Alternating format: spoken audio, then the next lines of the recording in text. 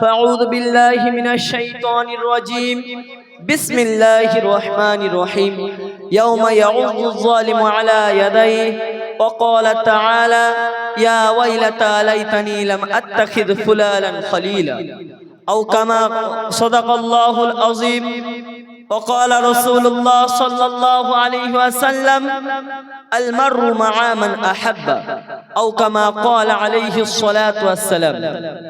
আলহামদুলিল্লাহ, আজকেকার অনুষ্ঠানে সম্মানিত সেক্রেটারি মহাশয় এবং সুনামধন্য মহামান্য সম্মানিত বিচক্ষণ বিচারক মণ্ডলীগণ এবং দূর দূরান্ত থেকে আসা অতিথিবৃন্দগণ এবং আমার সামনে বসে থাকা রসুলের প্রেমিক শ্রোতা মণ্ডলীগণ, সবাইকে জানাই আন্তরিক ভালোবাসা, শুভেচ্ছা, অভিনন্দন। আলহামদুলিল্লাহ, সমস্ত প্রশংসা আল্লাহ সুবহানাহু ওয়া তাআলার শাহী দরবারে, যিনি মহিয়ান গরিয়ান সর্বশক্তিমান অনন্ত অসীম দয়ালু কৃপাবান, সমগ্র সৃষ্টি জীব যার করে গুণগান, যার বিনা অনুমতিতে চন্দ্র সূর্য তারকা উদিত হয় না, অস্তও যায় না। ভক্তি ও ভালোবাসার সহিত করি তার প্রশংসা, হামদ সানা আমরা সকলে সমবেত কণ্ঠে বলি আলহামদুলিল্লাহ। তারপরে জানাই অনন্ত অসংখ্য দরুদ ও সালাম প্রেরণ করি সেই বিশ্বের মানবতার প্রতি, যিনি আগমন করেছিলেন বিশ্ববাসীর করুণা হয়ে, ভ্রান্ত পথের পথের দিশারি রূপে, যার উপাধি আল আমিন সাদিক আমানতদার সত্যবাদী, যাকে সৃজন না করিলে এই কুল কায়নাত পাহাড় পর্বত নদী নালা এমনকি মানব দানবকেও সৃষ্টি করা হতো না। তানার শানে আমরা এক বাক্যে বলি সাল্লাল্লাহু আলা মুহাম্মদ সাল্লাল্লাহু আলাইহি ওয়াসাল্লাম। কোরআনুল কারীমের মধ্যে আছে মক্কার এক কাফেরদের সর্দার উকবা ইবনে আবি মুঈদ এই নাফরমান একদিন নবীজির উপস্থিতিতে গোটা কুরাইশ বংশের দাওয়াত দিয়েছেন। নবী করিম সাল্লাল্লাহু আলাইহি ওয়াসাল্লামও গিয়েছেন। সবাই খানা খাওয়ার জন্য হাত দিয়েছে, দু জাহানের বাদশা হাত ধুচ্ছে না।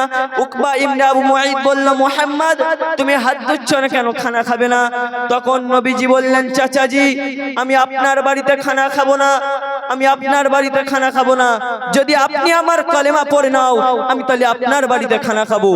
উকবা ইবনে আবি মুঈদ বলল, মুহাম্মদ তুমি তো আমাকে আটকায় দিলে, আজ যদি তোমার কলেমা আমি না পড়ি তুমি তাহলে আমার বাড়িতে খানা খাবে না, আমার কাছ থেকে চলে যাবে। এই গোটা মক্কার কুরাইশ বংশের লোকেরা আমাকে অপমান করবে যে মেহমান দাওয়াত দিয়েছি, মেহমান তোর বাড়িতে খানা খাইয়ে চলে গিয়েছে, এটা তো আমি চাই না। নবীজির হাতে হাত দিয়ে উকবা ইবনে আবু মুঈদ কালেমা পড়ে নিলেন। তারপরে নবীজি খানা খাওয়ার পরে চলে গেলেন। যাওয়ার পরে উমাইয়া ইবনে খালফ, আস ইবনে ওয়াহিল, আবু জেহেল, আবু লাহাব এই বড় বড় নাফরমান উকবা ইবনে আবু মুঈদকে ঘিরে ধরে বলছেন, হাই বন্ধু, কতদিন আমরা একসাথে চুরি করতাম, একসাথে কত গুনার কাজ করতাম, আজ তুমি মুহাম্মাদের হাতে হাত দিয়ে কলেমা পড়ে নিলে।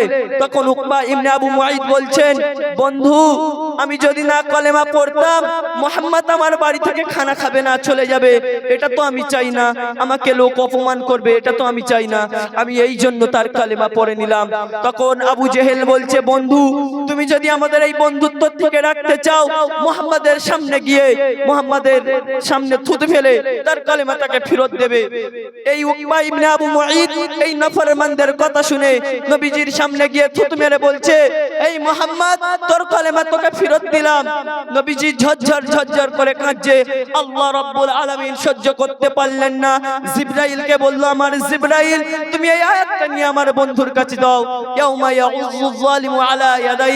এই আয়াতটা তখন নাজিল হলেন।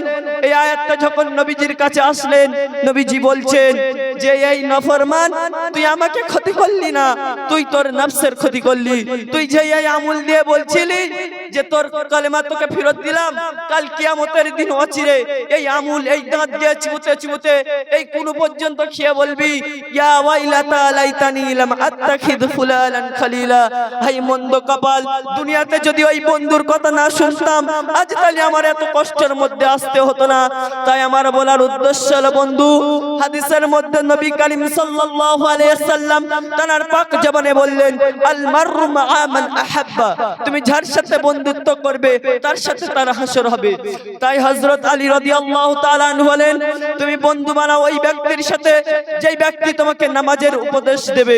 তুমি বন্ধু বানাও ওই ব্যক্তির সাথে যে ব্যক্তি তুমি খারাপ কাজ করতে দেখলে বাধা দেবে। তুমি বন্ধু বানাও সেই ব্যক্তির সাথে যে বন্ধু তোমাকে ভালো কাজের উপদেশ দেবে। তুমি বন্ধু বানাও সেই ব্যক্তির সাথে যেই ব্যক্তি তোমাকে আল্লাহর জন্য ভালোবাসবে।